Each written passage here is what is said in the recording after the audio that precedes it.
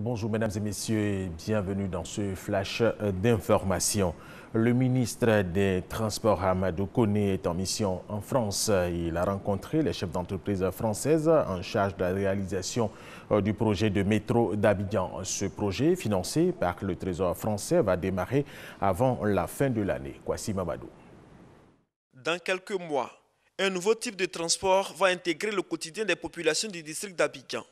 Il s'agit bien du métro, une ligne qui va relier la ville d'Aniema à la commune de Port-au-Boué. Et l'accord de réalisation de financement a été au centre de la récente rencontre du président de la République, Alassane Ouattara, et du président français Emmanuel Macron. Pour la mise en œuvre effective de ce projet, le ministre des Transports, Amadou Koné, échange ici à Paris avec les entreprises françaises en charge de la réalisation des travaux. Il s'agit pour le représentant du gouvernement ivoirien de s'accorder avec ses chefs d'entreprise sur les délais d'exécution et surtout le mode opératoire. Ces différents points conclus, le ministre Amadou Koné et sa délégation ont mis le cap sur le Trésor français. Ici, la délégation ivoirienne a échangé avec la directrice générale du Trésor français, institution en charge du financement du métro d'Abidjan. Nous avons donc été instruits à l'occasion du salon du Bourget de rencontrer tous nos partenaires donc, sur le train et voir s'il y avait encore quelques préoccupations, essayer de lever ces préoccupations pour commencer les travaux de ce train le plus rapidement possible. La partie française a dit sa détermination à accompagner ce projet ivoirien qui vient réduire le problème des déplacements dans le district d'Abidjan. La France considère que c'est un projet qui est très structurant pour Abidjan, le développement de la ville d'Abidjan. Et donc nous ferons tout ce qu'on peut pour accompagner ce projet en apportant des financements appropriés pour l'accompagner et permettre sa réalisation.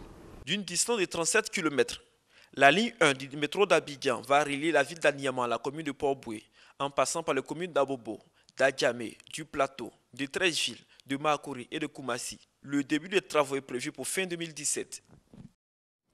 Youssouf Touré a été réélu président de la conférence nationale des directeurs de publication de Côte d'Ivoire lors du 3e congrès des patrons d'entreprises de presse ici à Abidjan. À cette rencontre, les directeurs de publication se sont engagés à améliorer le contenu des écrits conformément aux textes qui régissent le métier de journaliste. La communauté internationale célèbre le 23 juin de chaque année la journée internationale des veuves et des orphelins. Ici, en Côte d'Ivoire, de nombreuses initiatives existent pour soutenir ces personnes très souvent vulnérables. Et c'est le cas de l'organisation non gouvernementale Côte d'Ivoire Solidarité qui a démarré les travaux de construction d'un centre pour la réinsertion des veuves et des orphelins en situation précaire. Au moins 7 personnes ont été tuées hier et jeudi dans des affrontements à l'arme lourde entre des miliciens et des militaires congolais à Béni, dans l'est de la République démocratique du Congo. Les affrontements ont eu lieu près de l'état-major de la police. Les assaillants ont tenté de libérer des détenus de l'état-major ainsi que des détenus de la prison de femmes de Béni. Rappelons que le 11 juin dernier, 900 détenus s'étaient évadés de la prison de Béni après une attaque armée menée par des inconnus. Le président égyptien Abdel Fattah al-Sisi a prolongé de 3 mois l'état d'urgence initialement instauré en avril après un double attentat contre des églises de Tanta et d'Alexandrie qui avait fait 45 morts, attentat revendiqué par le groupe djihadiste État islamique.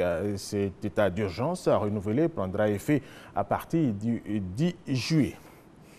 Les États-Unis d'Amérique ont suspendu hier jeudi les importations de viande de bœuf fraîche en provenance du Brésil en raison de problèmes récurrents sur la sécurité sanitaire de produits destinés au marché américain. Et selon les États-Unis d'Amérique, cette décision sera maintenue jusqu'à ce que le ministère brésilien de l'Agriculture prenne des mesures correctives.